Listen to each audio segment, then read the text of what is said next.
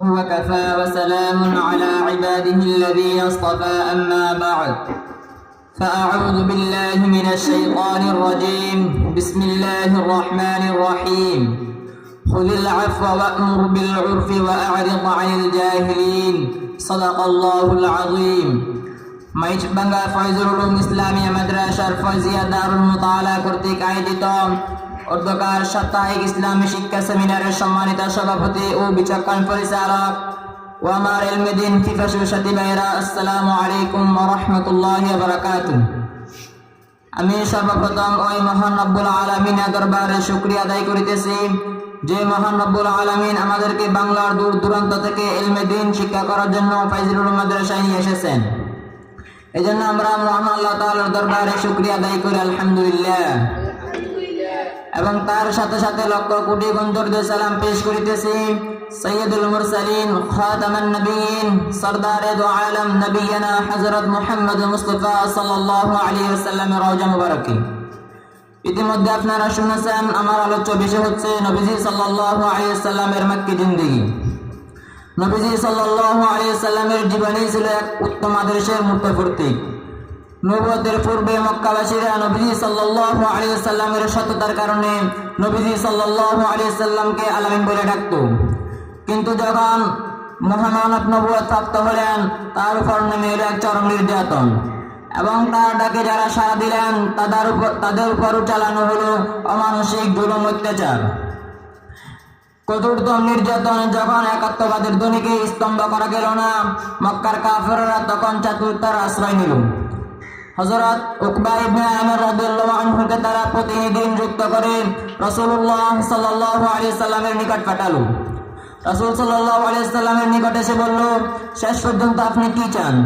আপনি কি মক্কার রাজত্ব পছন্দ করেন, কিংবা কোনো সুন্দরী নারীকে বিবাহ করতে চান, কিংবা অনেক ধন সম্পদ এনে আপনার পায়ের নিচে স্তূপ করে রাখি?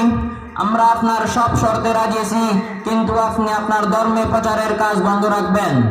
নবীজি সাল্লাল্লাহু আলাইহি সাল্লাম প্রত্যুত্তরে বললেন, আমার ডান হাতে যদি সূর্য, বাম হাতে যদি চন্দ্র এনে দাও এবং যদি বলো আমার ধর্ম প্রচারের কাজ বন্ধ রাখতে, তাহলে আমি কখনো আমার কাজ বন্ধ করব না।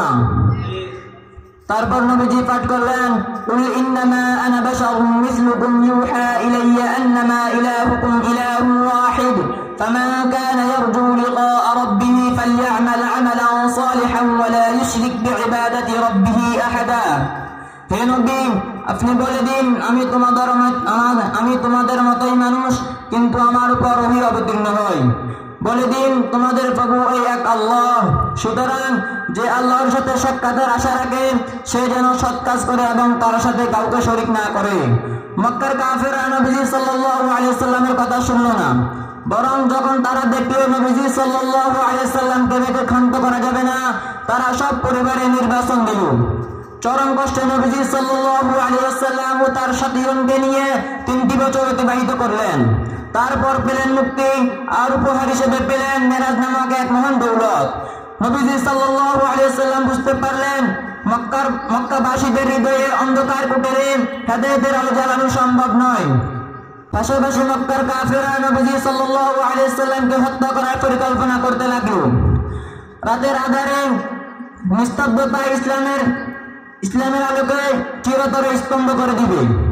অর্থাৎ তারা যখন নবী সাল্লাল্লাহু আলাইহি সাল্লামকে হত্যা করার ষড়যন্ত্র করলো, আল্লাহ তাআলার পক্ষ থেকে নির্দেশ প্রাপ্ত হয়ে নবী সাল্লাল্লাহু আলাইহি সাল্লাম মদিনার পথে হিজরত করলেন।